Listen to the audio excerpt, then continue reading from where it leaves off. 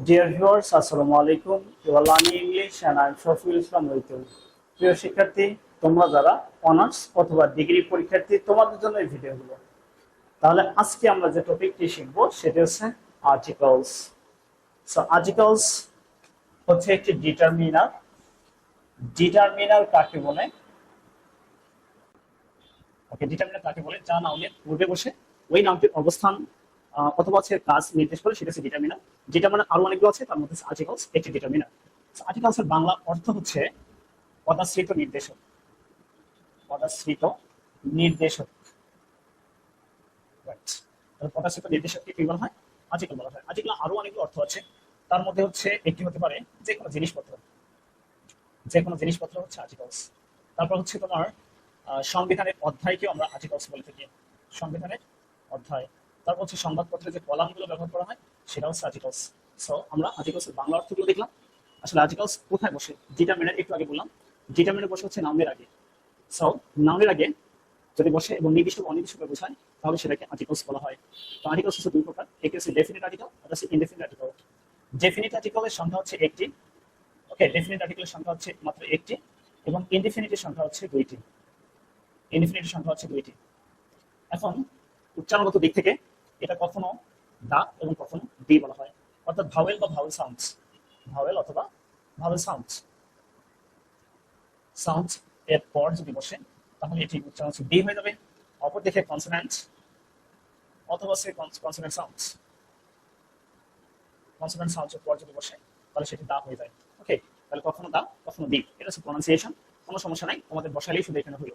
ওকে, তারপর হচ্ছে রিডিং করার সময় আমাদের দি অথবা দা নাকি দা অথবা দি এক একজন এক কথা বলেন, তাহলে বলার ক্ষেত্রে হচ্ছে আমাদের এই জিনিসটা একটু ফলো করতে হবে। ওকে, এবং এই যে একটি অক্ষর, এটাকে আমরা আর্টিকেল বলে থাকি এবং এটার উচ্চারণ এখানে বলতে হবে হচ্ছে আ। অর্থাৎ আমরা যদি সেন্টেন্সে রিডিং করি, রিডিং করার সময় সেটি হচ্ছে আ হয়ে যায়। ঠিক আছে, তুমি এ বলো এই বলো কোনো প্রবলেম নাই, শুধু পাইলেই আমাদের হয়ে গেল। সো আমরা সংখ্যা দেখলাম, আর্টিকেলের সংখ্যা টোটাল তিনটি, তার মধ্যে ডেফিনিট হচ্ছে একটি, ইনডেফিনিট হচ্ছে দুইটি। এখন আমরা কোথায় আমরা আ বসাবো, এন বসাবো নাকি কোথায় দিবা দা বসাবো, সেটি হচ্ছে আমাদের আলোচ্য বিষয়। দেখো, খাতা কলম নিয়ে তোমরা অবশ্যই রেডি হও। এক নম্বর যেটি সেটা হচ্ছে সিঙ্গুলার কমন নাউন, অর্থাৎ কমন নাউন হতে হবে।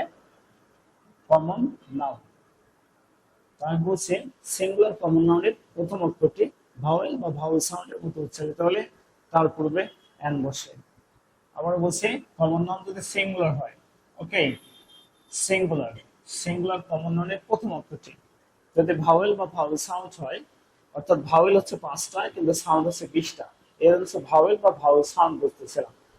ভাওয়েল বা ভাওয়েল সাউন্ড যদি হয় তাহলে তার পূর্বে বসবে হচ্ছে এন।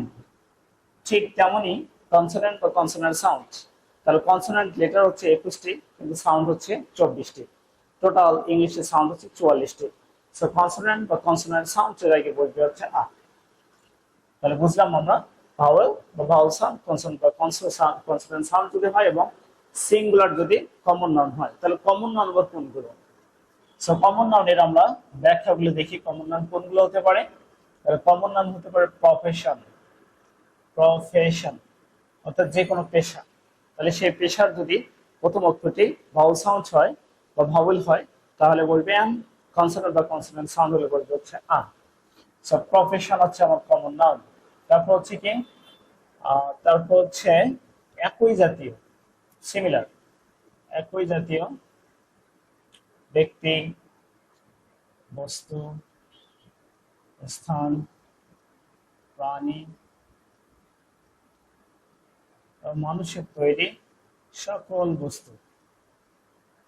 মানুষের তৈরি সকল বস্তু, এরা হচ্ছে কমন নাউন। ওকে, তাহলে প্রফেশন দেখলাম এবং একই জাতীয় ব্যক্তি, বস্তু, স্থান, প্রাণী অথবা মানুষের তৈরি সকল বস্তু, এছাড়া হচ্ছে ফুল, ফল, বৃক্ষ, এগুলো হচ্ছে কমন নাউনের অন্তর্গত। ঠিক আছে, ফুল, ফল, বৃক্ষ। তার প্রথম অক্ষরটা আমরা দেখবো, সাউন্ডস দেখবো, কিন্তু দেখে যদি ভাওয়েল সাউন্ডস হয়ে যায় তাহলে আমরা অবশ্যই এন, কনসোনেন্ট সাউন্ডস আ। ওকে, তাহলে আমরা এবারে এক্সাম্পল একটু লিখি, কয়েকটা এক্সাম্পল আমরা লিখে লিখে।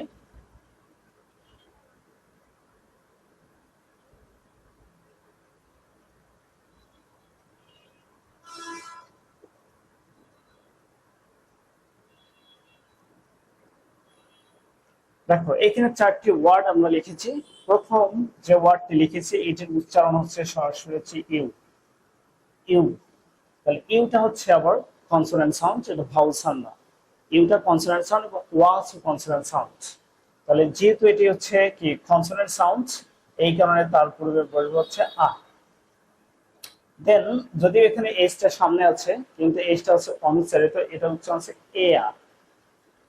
তাহলে কি বললাম, এটা হচ্ছে এ আ। তাহলে এ আ প্রথমটা হচ্ছে ভাউল সাউন্ড হয়ে গেছে, এই কারণে হচ্ছে এর পূর্বে বলবো হচ্ছে এন। অনারেবল হওয়ার কথা ছিল অনারেবল। অনারেবল যদি হয় তাহলে দেখো প্রথম অক্ষরটা ভাওয়েল আছে কিন্তু সাউন্ড হচ্ছে এসে, আচ্ছা কনসোনেন্ট আছে কিন্তু সাউন্ড হচ্ছে ভাওয়েল। অ, অনারেবল অ হয়ে গেছে প্রথমে, এই জন্য হচ্ছে কি ভাওয়েল, আমরা এন বসাবো।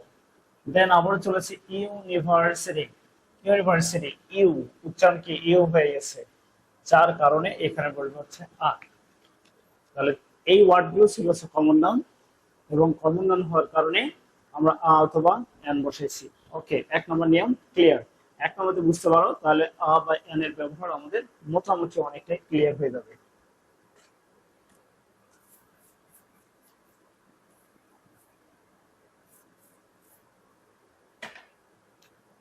এবার নাম্বার 2, কয়েকটি ওয়ার্ড আছে mister, Mrs, miss, miss, right. তাহলে যদি এগুলো হয় অপরিচিত ব্যক্তি বোঝায় তাহলে এদের পূর্বে হচ্ছে আবশ্যক। অপরিচিত ব্যক্তি যিনি পরিচিত নন তাহলে আবশ্যক।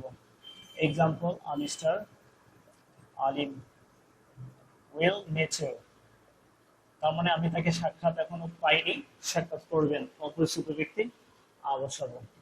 নাম্বার 3, যদি এক্সক্লামেশন হয়, এক্সক্লামেশন মানে এক্সক্লামেশন যদি হয় তার পূর্বে হচ্ছে আ অথবা এন বসে। Example what a beauty, right. তাহলে এখানে আমরা আ বসেছি। নাম্বার 4, মূল্য, গতি, অনুপাত যদি বোঝায় তাহলে তার পূর্বে হচ্ছে আ অথবা এন বসবে। গতি, মূল্য, অনুপাত। কিন্তু ফ্র্যাকশন মানে হচ্ছে ভগ্নাংশ, ভগ্নাংশ যদি বোঝায় তাহলে তার পূর্বে আ বলবে। ওকে, ভগ্নাংশে আ, right. Example it runs, it runs 80 kilometre hour, তাহলে 1 ঘন্টায় যাচ্ছে হচ্ছে 80 কিলোমিটার পর্যন্ত যেতে পারে। সো তার পূর্বে আমরা বসালাম হচ্ছে এন। আরেকটি এক্সাম্পল he will take 2%, তাহলে দেখো অর্ধেক তিনি নেবেন, তাহলে যেহেতু এখানে হাফ বোঝানো হয়েছে তাহলে আমরা বসাবো হচ্ছে আ। ক্লিয়ার? তাহলে বুঝতে পারছি।